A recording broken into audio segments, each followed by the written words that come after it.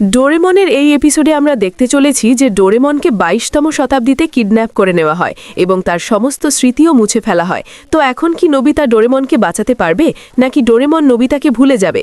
এটা তো আপনারা পুরো এপিসোড দেখার পরেই জানতে পারবেন। এপিসোডের শুরুতে আমাদের দেখানো হয় যে ডোরেমন ২২তম শতাব্দীতে আছে এবং সে খুব তাড়াহুড়ো করে কোথাও যাচ্ছে। ডোরেমন এটা জানতো না যে কেউ তার পিছু করছে, আর সে দৌড়াতে দৌড়াতে সেখানে পৌঁছে যায় যেখানে সে আগে পড়াশুনো করত।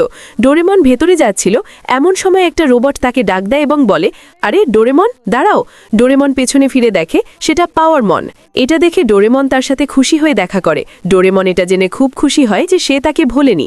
আসলে পাওয়ারমন সব রোবটদের মধ্যে সবচেয়ে ভালো এবং সবচেয়ে বুদ্ধিমান রোবট, কিন্তু পাওয়ারমন ডোরেমনকে অপমান করে বলে, তোমাকে আমি কি করে ভুলতে পারি, তুমি তো সেই যে কিনা সব পরীক্ষায় ফেল করতে।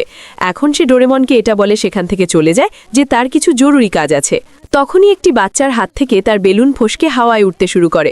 বাচ্চার বেলুনটি আনার জন্য পাওয়ারমন তার পকেট থেকে গ্যাজেট বের করে আর চোখের পলকে সেই বাচ্চার বেলুন ফিরিয়ে আনে। ডোরেমন চেষ্টা করে কিন্তু সে ঠিকঠাক গ্যাজেটও বের করতে পারে না। তখন পাওয়ারমন ডোরেমনকে অপমান করে বলে যে আমার মনে হয় তোমার নিজের সব মেশিনগুলো বদলে ফেলা উচিত, এবং সে সেখান থেকে চলে যায়।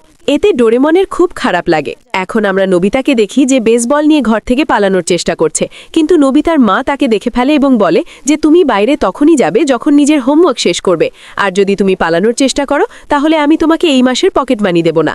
কিন্তু আমরা তো জানি নোবিতা কতটা এগগুয়ে। সে বলে আমি ডোরেমনের থেকে এমন গ্যাজেট নেব যাতে আমার হোমওয়ার্কও হয়ে যায় আর পকেট মানিও পেয়ে যাই। তখনই তার নজর ক্যালেন্ডারের ওপর পড়ে এবং সে বলে, আরে কাল তো ডোরেমনের জন্মদিন, আর সে তো আমাকে বলেছিল জন্মদিনের আগে তাকে ক্লাস রিইউনিয়ন পার্টিতে যেতে হবে। অন্য দৃশ্যে আমাদের ডোরেমনের ক্লাস পার্টি দেখানো হয় যেখানে অনেক রোবট ছিল এবং তারা খুব মজা করছিল, আর সেখানে ডোরেমনের ক্রাশ নোরা মিয়াকোও ছিল, যে কিনা ডোরেমনের একমাত্র বান্ধবীও বটে, কিন্তু সে অন্য রোবটদের সাথে কথা বলছিল। এটা দেখে ডোরেমনের খুব খারাপ লাগে, কারণ পাওয়ারমনও আগে তাকে এত খারাপ কথা শুনিয়েছিল, আর পার্টিতেও তার সাথে কেউ ছিল না, তাই সে পার্টি থেকে চলে যায়। ডোরেমন পার্কে বসে নোবিতার ব্যাপারে ভাবছিল, আর সেই লোকটা যে সকাল থেকে ডোরেমনের পিছু করছিল সে বলে, সামনে বসা MS-903-কে তুলে নাও। এরপর আমরা নোবিতাকে দেখি যে ডোরেমনকে মনে করে ভাবছিল, না জানি ডোরেমন এখন কি করছে। তারপর তার মনে পড়ে যে সে ডোরেমনের জন্মদিনের জন্য কোনো উপহারই কেনেনি। সে তার জমানো টাকা বের করে। তার কাছে বেশি টাকা তো ছিল না, কিন্তু এতটাই ছিল যে ডোরেমনের উপহার হয়ে যাবে। একটু আগেই তার মা তাকে বাইরে যেতে বারণ করেছিল, কিন্তু সে তবুও লুকিয়ে ডোরেমনের উপহার আনার জন্য বাইরে চলে যায়। মাঠে জিয়ান, সুনিও আর শিজুকা একে অপরের সাথে কথা বলছিল। তখনই তারা নোবিতাকে কিছু নিয়ে যেতে দেখে। তারা তাকে ডাক দেয়। শিজুকা নোবিতার কাছে গিয়ে বলে, কাল তো ডোরেমনের জন্মদিন, তাই তুমি তার জন্য উপহার নিয়ে যাচ্ছ, তুমি তো ওর সবচেয়ে ভালো বন্ধু। তখন নোবিতা তাদের জানায় যে ডোরেমন নিজের জন্মদিনের ব্যাপারে একদমই খুশি নয়। নোবিতা বলে, আমি ডোরেমনকে গিফটের কথা জিজ্ঞেস করতেই সে সোজাসুজি না করে দেয় আর বলে আমার কিছুই চাই না। সুনিও নোবিতাকে জিজ্ঞেস করে যে এটা তো অদ্ভুত, ডোরেমন নিজের জন্মদিনের জন্য খুশি নয় কেন? তখন নোবিতা তাদের বলে, অনেক আগে ডোরেমন আমাকে তার জন্মদিনের ব্যাপারে বলেছিল। যখন ডোরেমনকে তৈরি করা হচ্ছিল, কিছু যান্ত্রিক ত্রুটির কারণে তার একটা স্ক্রু খুলে আলাদা হয়ে যায়, যার ফলে ডোরেমন একটা ডিফেক্টিভ বা ত্রুটিপূর্ণ রোবট হয়ে যায়। আর ডোরেমন প্রতিটি পরীক্ষায় ফেল করতে থাকে, যার কারণে তাকে কেউ কিনছিল না। ডোরেমন আশা ছেড়ে দিয়েছিল যে কেউ তাকে কিনবে, কিন্তু শেষ সময় কেউ একজন তাকে কিনে নেয়, সেও আসি। অন্য দৃশ্যে আমরা ডোরেমনকে দেখি যে খুব মনমরা হয়েছিল। তারপর সে দোলনা থেকে উঠে বাড়ির দিকে যেতে শুরু করে, কিন্তু তখনই একটা রোবট তার উপর হামলা করে দেয়। তখন ডোরেমন সেই রোবটের হাত থেকে যে লোকটা ডোরেমনকে ধরিয়েছিল, ডোরেমন তার এক ঝলক দেখে নেয়, যার ফলে ডোরেমন বুঝে যায় যে ওই লোকটা কে। আর ডোরেমন ওই কাকড়ার থেকে বাঁচতে বাঁচতে মাটিতে কিছু লিখে দেয়, কিন্তু ওরা তাও ডোরেমনকে ধরে ফেলে এবং তাকে পাওয়ার অফ করে সেখান থেকে নিয়ে যায়। আর এখানে আমরা নোবিতাকে দেখি যে ডোরেমনের জন্য বড় কিছু করার পরিকল্পনা করছিল, কিন্তু তখনই সেখানে সেবাশি আর ডোরেমি তাদের ওপর এসে পড়ে। তখন ডোরেমি শিজুকাকে জিজ্ঞেস করে, তুমি কি নোবিতাকে কোথাও দেখেছো? আমি ওকে অনেকক্ষণ ধরে খুঁজছি। তখন নোবিতা বলে, আরে ডোরেমি, আমি তোমাদের নিচে। তখন ডোরেমি তাদের জানায় যে ডোরেমন কিডন্যাপ হয়ে গেছে। এটা শুনে নোবিতা খুব ঘাবড়ে যায় আর বলে, ডোরেমনকে কে কিডন্যাপ করলো? তখনই সেবাশি আর ডোরেমি তাদের বন্ধুদের আর নোবিতাকে নিয়ে 22nd সেঞ্চুরিতে পৌঁছে যায়, কারণ ডোরেমনের রিপোর্ট লেখানোর জন্য নোবিতার সই বা সিগনেচারের দরকার ছিল। আর এখন এরা সবাই পুলিশ স্টেশনে রিপোর্ট লিখিয়ে সেবাশির বাড়িতে চলে যায়।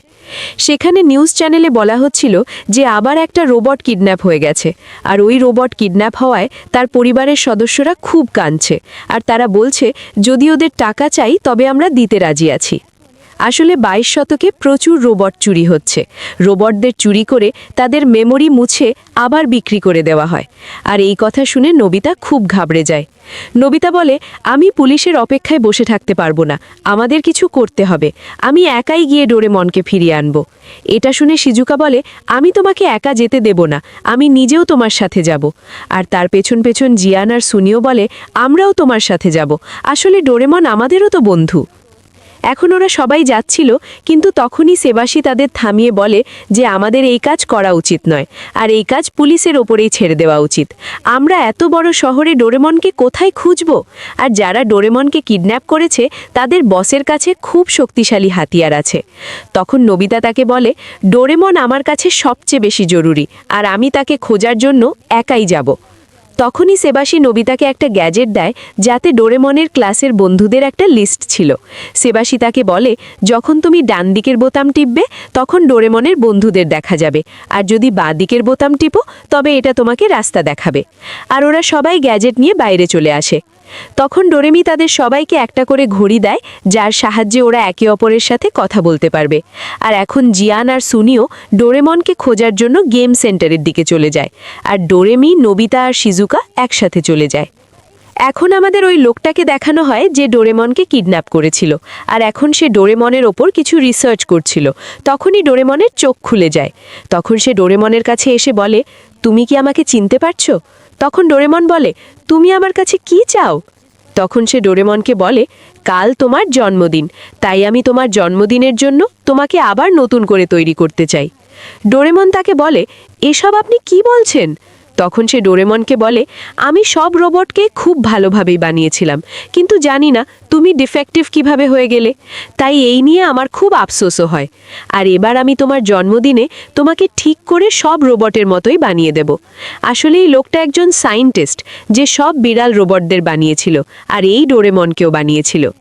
এবার অন্য দৃশ্যে আমরা শিজুকা আর ডোরেমিকে দেখি, যারা একটা গার্ড রোবটকে কিছু জিজ্ঞেস করছিল।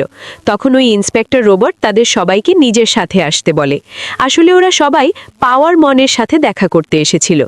ডোরেমি পাওয়ার মনকে জিজ্ঞেস করে, তুমি কি আমার ভাইয়ের সাথে দেখা করেছিলে? তখন পাওয়ার মন জানায়, হ্যাঁ, আমি ডোরেমনের সাথে দেখা করেছিলাম, কিন্তু আমার তাড়া ছিল, তাই বেশি কথা হতে পারেনি। ডোরেমি তাকে জানায় যে ডোরেমন কিডন্যাপ হয়ে গেছে। এটা শুনে পাওয়ারমন তাদের কথায় কোনো ইন্টারেস্ট দেখায় না। সে তাদের বলে, যদি তোমাদের কথা শেষ হয়ে গিয়ে থাকে তবে আমাকে এখান থেকে যেতে দাও। তখন নোবিতা রেগে গিয়ে বলে, আমরা তো এখনই এখানে এলাম। তখন ডোরেমি মাফ চেয়ে বলে, মাফ করবেন যদি আপনার সময় নষ্ট করে থাকি। আর যখন ওরা সবাই সেখান থেকে যাচ্ছিল, তখন পাওয়ারমন তাদের বলে, আমি কি তোমাদের একটা কথা বলবো? ডোরেমনকে রোবট কিডন্যাপিং গ্রুপ কিডন্যাপ করেনি, কারণ ওরা সবাই এটা ভালোভাবেই জানে যে ডোরেমন একটা ডিফেক্টিভ রোবট, আর ডোরেমনকে কিডন্যাপ করে ওদের কোনো লাভ নেই। খুব ভালো করেই জানে একটা ডিফেক্টিভ রোবট বিক্রি করা যাবে না। নোবিতা এটা শুনে খুব রেগে যায়, আর তাকে বলে, তুমি নিঃসন্দেহে যতই বুদ্ধিমান হও না কেন, কিন্তু আমি তোমাকে আমার বন্ধুর ব্যাপারে উল্টোপাল্টা কিছু বলতে দেব না। তখন পাওয়ারমন তাকে কিছু প্রশ্ন করতে শুরু করে, তাহলে আমাকে এই কথাটা বলো, তুমি কি তোমার স্কুলের হোমওয়ার্ক নিজে একাই করো?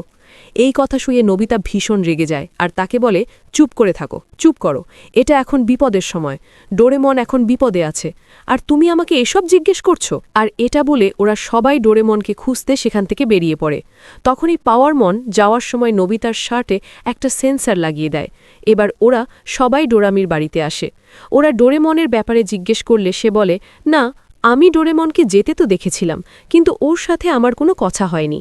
ওরা যখন ওখান থেকে ফিরেই আসছিল, তখনই ডোরামিকে সেবাসী কল করে, আর সে বলে, আমি তোমাদের কিছু দেখাতে চাই, তাই তোমরা জলদি ফিরে এসো। এবার ওরা ওই জায়গায় চলে যায় যেখানে ডোরেমন বসেছিল। সেখানে ডোরেমন মাটিতে কিছু একটা লিখে রেখেছিল, কিন্তু কি লেখা ছিল সেটা ওরা পড়তে পারছিল না। আর আশেপাশের গাছপালা দেখে মনে হচ্ছিল এখানে কারো সাথে লড়াই হয়েছে। এবার ডোরামি টাইম টিভি বের করে, আর বিকেলবেলায় কি হয়েছিল তা দেখতে থাকে। দেখতে দেখতে তাদের গোল মতো একটা জিনিস চোখে পড়ে। দেখে মনে হচ্ছিল এটা ডোরেমনের হাত। নোবিতা আশেপাশে খুঁজতে থাকে, আর সে একটা এয়ার ক্যানন খুঁজে পায় যেটা ডোরেমনের ছিল। অন্যদিকে জিয়ান আর সুনিও গেম সেন্টারে ওই মহিলাকে দেখে যাকে টিভিতে দেখা গিয়েছিল। সে বলছিল রোবটের বদলে টাকা দিতেও রাজি। তখন জিয়ান আর সুনিও ওই মহিলার পিছু নেয়।